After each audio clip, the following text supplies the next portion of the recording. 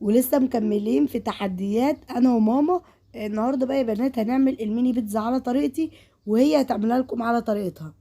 خشوا شوفوها هتلاقوها هي عاملاها لكم بطريقتها، وانا كمان هعملها لكم بطريقتي النهارده.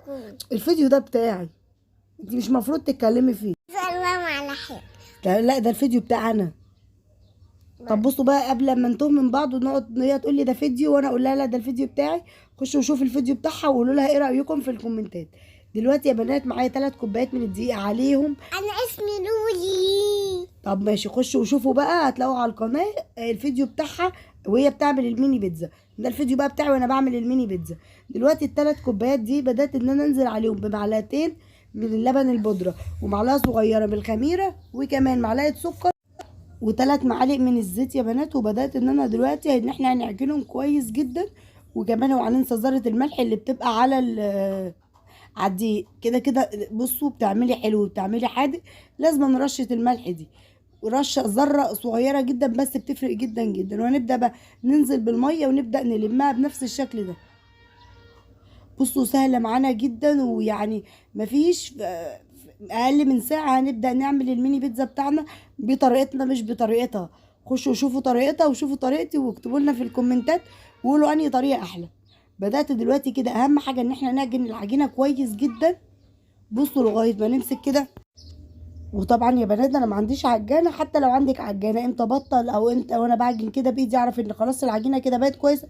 لما اخد حته من العجينه كده وبصوا ما الاقيهاش بتشقشق ولا اي حاجه ولا فيها تشققات ولا فيها اي حاجه، نعمل عجينه كده وحلوه كده معايا. كده خلاص انا بطل عجن. ودلوقتي كده غطيتها يا بنات في الحر اللي احنا فيه ده، هو نص ساعه حلوه قوي.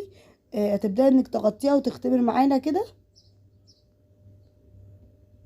بصوا بقى زي ما انتم شايفين دلوقتي بقى نبدأ نجيب الصينية بتاعتنا ونبدأ ان احنا نكورها. اول حاجة ان احنا نبدأ نكورها وبعد كده هنفردها.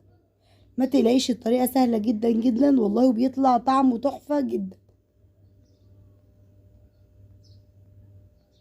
بعد ما كورتهم كده كلهم، عايزة بقى تعملي ميني بيتزا ممكن تعملي بنفس العجينة دي، تعملي صينية بيتزا يعني تبقى بيتزا واحدة كده كبيرة اللي انت عايزاه. بصوا كده زي ما انتم شايفين ببدأ ان انا افردها كده في الصينية. الصينية كمان دهناها من الزيت. لا ما في الزيت. لا والله كنت دهناها من الزيت. بصي دهنا الصينيه زيت عشان الميني بيتزا ما يلزقش معايا، اهم حاجه ندهنه. ومعايا دلوقتي بقى صلصه البيتزا دي. انا كمان دهنت بيني ايه. طب يبقى في الفيديو بقى اتكلمي ماشي. الفيديو ده بتاعي. ماشي. ودلوقتي كده يا بنات زي ما انتم شايفين بحط صلصه بحط صلصه البيتزا كده على الوش. وهنبدا بقى دلوقتي، عندك اي خضار، عندك لحمه مفرومه، عندك صدر فرخه كده وباقي، ممكن تحمريه وتعمليه شاورما وتحطيه عليها من على الوش اللي انت عايزاه. بصوا كده انا عملتها بس بالزيتون والفلفل زي ما هي عملتها، بس انا هحط جبنه رومي يعني، وهي ما حطتش جبنه رومي. خشوا شوفوا هي حطت ايه. انا مش هتكلم على الفيديو بتاعها. انا هقول لكم النهارده. بصوا انا بحط فلفل احمر، فلفل الوان، اللي انت عايزاه بقى، زيتون، طماطم، ممكن تحطي بصل، اللي يريحك واللي بتحبيه حطيه، واللي اولادك كمان بيحبوه حطيه. الطريقه دي سهله وموفره جدا، وكمان طعمها حلو جدا قوي يا بنات العجينه. بنبدا لو عايزه ترقيها بتبداي ترقيها وتعمليها على مزاجك.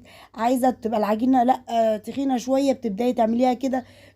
احلى حاجه عشان كده بنحب نعمل كل حاجه في البيت، ان الحاجه اول حاجه بتبقى طعمها طبعا حلو جدا، وكمان بتبقى الحاجه انا عارفه انا حاطه ايه وبعملها على مزاجي. زي ما انتم شايفين بقى دلوقتي كده خلاص. ببدا ان انا احط الجبنه يا بنات. جبنه رومي بقى، جبنه موتزاريلا اللي انا حطاهم من المره دي، جبنه رومي وجبنه موتزاريلا اللي انت عايزاه والمتوفر عندك ابداي حطيه. دلوقتي بقى هبدا ان انا احطها في الفرن وما تشغليش عليها الشوايه الا لما يعني تفتحي من تحت وشغلي الشوايه على طول وفيليه عشان الجبنه معانا ما تتحرقش. وكان هو ده شكلها. ويلا بينا بقى دلوقتي لو حابين تخزنوها ممكن نخزنها كده في الاكياس زي ما انتم شايفين، ونبدأ نطلع 3 مثلا نطلع 2 ممكن نحطهم برضو في علبة كده ونبدأ نشيلهم في الفريزر. لو انت عامل مثلا كيلو كمية، مش هعمل كمية قليلة، اللي انت عايزاه واللي انت حاباه. ممكن تخزنيه في الاكياس كده وممكن تخزنيه في العلبه